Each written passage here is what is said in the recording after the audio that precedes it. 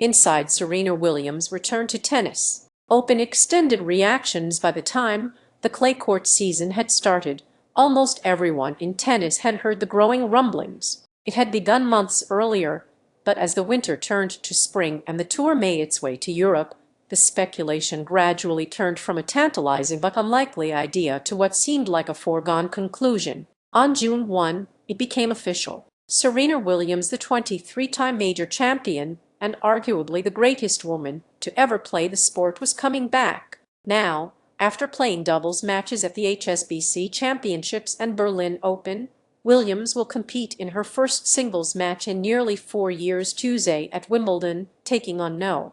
53-ranked Meyer Joint. Williams, who will also play doubles alongside her sister Venus, has indicated she will be playing competitively throughout the summer. Though Williams, now a mother of two, returned to the court just over a week after making her announcement and is competing at a major just weeks later, her comeback is anything but rushed. Behind the scenes, Williams and her team have been working tirelessly for months to prepare for this moment. Her dominant serve and powerful hitting remain, as does her unparalleled aura, but things are different this time around. Though she already has one of the most accomplished resumes in tennis history, her team, which includes coaches Jarmia Jenkins and Rennie Stubbs, has shifted its priorities to adapt to the latest iteration of Serena Williams. She loves this sport, loves to compete, and as long as she is happy doing this and her team will be here with her and for her, Stubbs told ESPN. The most important thing I and any of her team have said is, as long as she's enjoying it, that's all we care about. That is the focus for her too. She doesn't have to prove anything. I would say the only difference in this comeback is how much she is enjoying all of the process, she added, because none of this is easy at 44 and with all her other responsibilities, especially being there for her kids. She is a very present mom, and it is amazing to watch her do it all. She is a great example that women truly can do everything.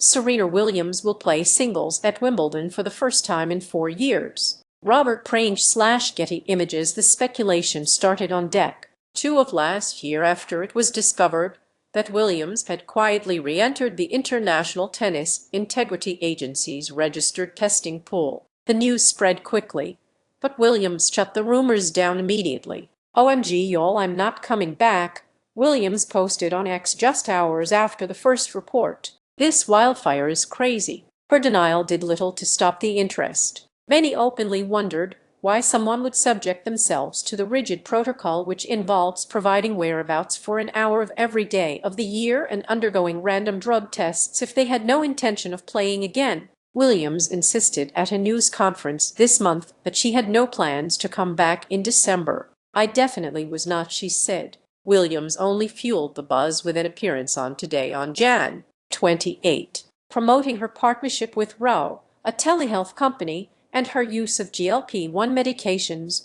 Williams was asked by host Savannah Guthrie if she was returning to professional tennis. What followed was an awkward exchange that lasted over 90 seconds while Guthrie pressed for an answer and Williams remained coy. The two smiled and laughed throughout, with Williams finally ending the conversation by saying, "I can't discuss this." 3 weeks later, on Feb. 19, she posted a video of herself serving to her TikTok account. "I have not done this since September 2023, she wrote. 3 days later, she had officially been reinstated after clearing the 6-month ISHA return protocol and was eligible to play tour-level events again. It was also in February that Williams called Stubbs to see what she was up to. The two had maintained a friendship since Stubbs had coached her during her farewell run in 2022.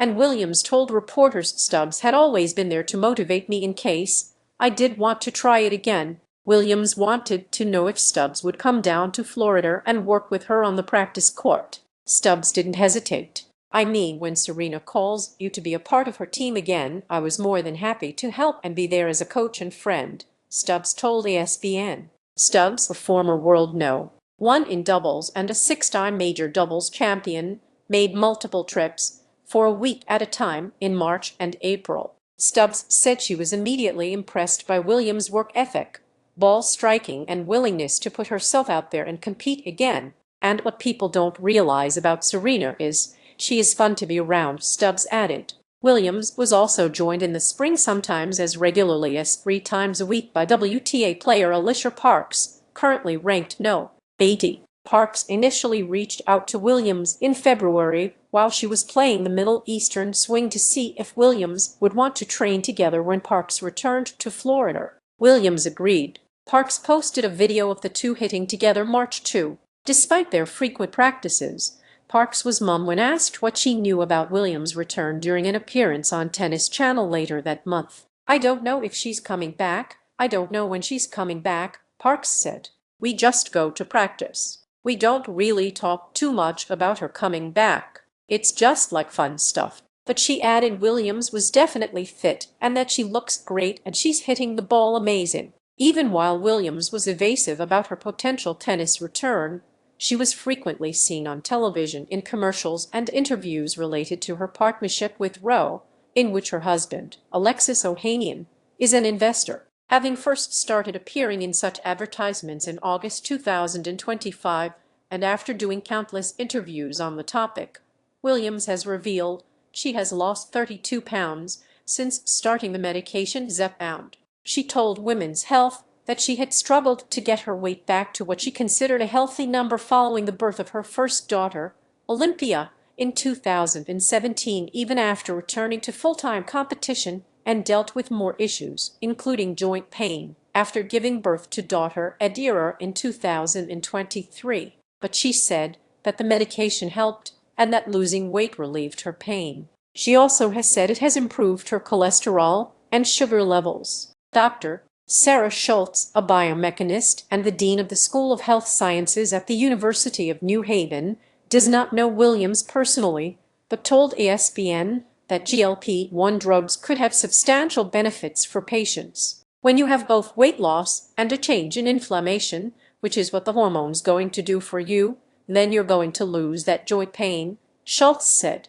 "For every pound of weight that's lost, it's something like 5 newtons of force, so it makes a big difference. And when you think about it in terms of blood sugar, if her blood sugar is being regulated in a way that it wasn't previously, which is what the drug is supposed to do, now fatigue isn't as big of a deal either, and recovery is easier." Williams holds the Open era record for the most major women's singles titles, at 23. Alice Sabakaryer/Anna Louvier. Getty Images. In early May, formal talks began between the HSBC Championships tournament and Williams' team about her potentially playing in the event. While the Queen's Club leadership was enthusiastically on board, Williams wanted to wait to officially commit to make sure she continued to progress on the practice court. "We were very hopeful," Laura Robson, the tournament director, told ESPN. "As soon as we got the conversation started, there was just a lot of excitement. But her team was very good at letting us know throughout the last few weeks where she was at and how likely it was going to be, so that we could make sure that we were prepared for when she did come on site and have everything she needed." Williams then decided she was ready, and Queen's Club, whose grass court tournament in London is in only its second year on the WTA calendar, would be the site of her comeback. Robson and the other tournament officials knew for several weeks that Williams would accept the doubles wildcard. There had been no discussions about receiving one for singles and even had her flight and other logistical information, but they wanted to allow Williams to make the announcement on her own terms. Because there had previously been reports about Williams' participation in the week before the official announcement, Robson said she had been asked every day while commentating at Roland Garros for TNT. "We were waiting on her, so I just kept saying, 'I have nothing to say,'" Robson said. Though the week-long tournament at Queen's Club was already about 90% sold out, according to Robson, the event saw a rush on the remaining tickets and got an immediate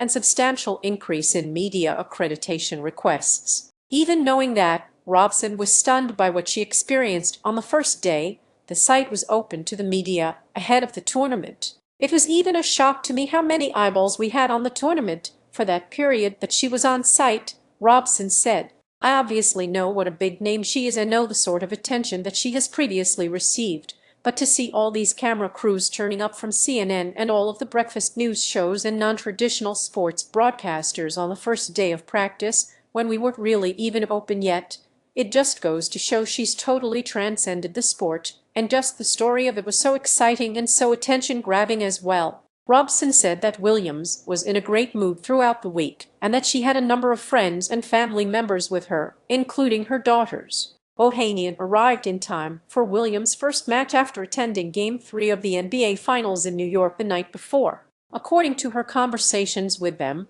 Robson said Williams and her family were most excited to check out some of the kid-friendly tourist sites, including the Lego store in town. On June 9, the day of Williams' first and ultimately only match at the venue, she and her 19-year-old partner, Victoria Mboko, who Williams says reminds her of herself, were scheduled to play in the final match on Andy Murray Arena, the tournament's center court, facing doubles specialists Aaron Routliffe and Nicole Melachar-Martinez on what would be the sunniest day of the week. The stands were packed to capacity from before the match began. Robson brought Lindsey Vonn, the legendary Olympic skier, to a balcony attached to the clubhouse overlooking the court, typically a quiet, little-used space for players, coaches, and other credentialed guests to watch. When I took Lindsey out, I was like, oh yeah, it should be pretty chill. It's never that busy up here, Robson said. And then next thing I knew, it was like half of the draw came out to have a look.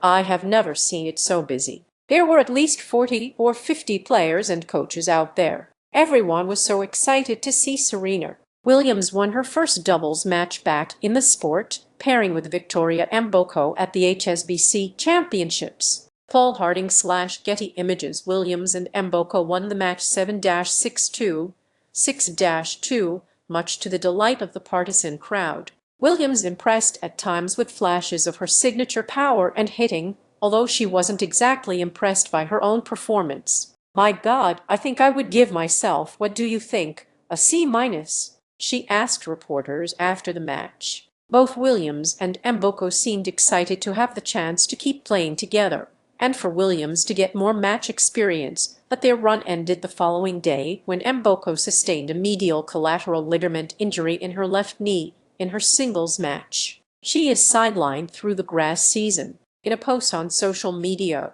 later that week, Mboko thanked Williams for giving me this incredible opportunity to play alongside you. She apologized for their premature finish but added, I hope we can play together again soon and finish what we started. Williams then went to Germany to play doubles at the Berlin Open alongside Karolina Muchova. They lost in their opening match to Routliffe and Juliana Olmos 6-4, 6-4. Serena won her first of 7 singles titles at Wimbledon in 2002 over her sister Venus. Mike Hewitt/Getty Images. On June 16, Wimbledon announced the wild cards for the 2026 tournament. Williams and Venus, who combined for 21 titles at the All England Club, including 6 in women's doubles, were given a spot in the doubles draw. Conspicuously, the tournament named only 7 of the 8 players receiving an invitation to the women's singles draw. In the last spot, it simply read, to be announced.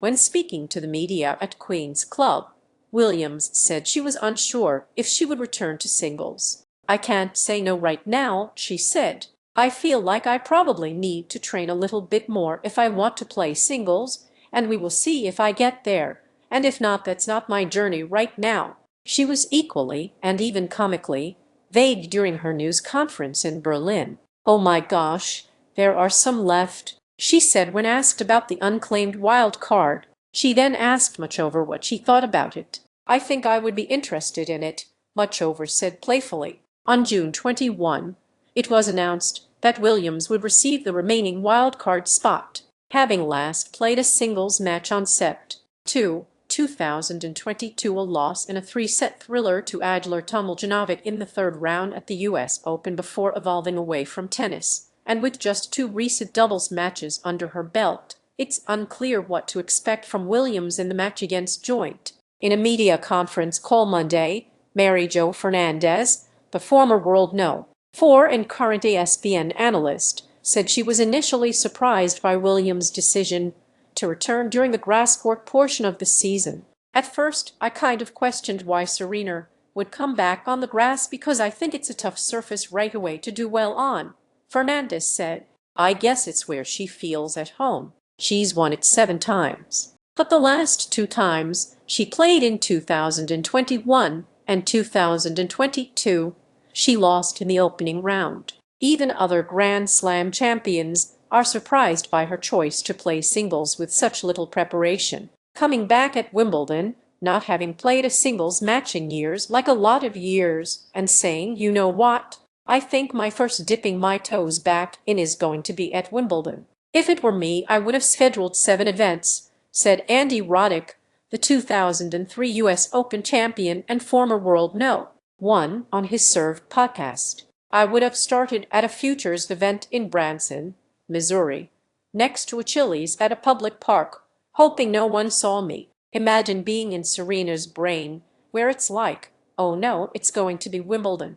I'm good enough. I can handle this. No problem. That's levels of confidence that I didn't have for 12 seconds of my existence in my entire life. But, according to Stubbs, who has been spotted throughout Williams' practice sessions this week at the All England Club, it largely comes down to one thing. Williams is happy to be back out there and with her 2 biggest fans watching. She is loving being on the road, especially with her daughters by her side, Stubbs said. For them to be with her throughout this journey and see their mom compete has been amazing. And as Williams told the media at Queen's Club earlier this month, why not? To her, she explained, the results are secondary. She has already experienced the pressure that comes with the sport and famously chasing Margaret Court's long-standing major record, and isn't singularly focused on that aspect of it now. I don't need to win, Williams said. I've won more than most people have in their whole lives, so it's not that important to me.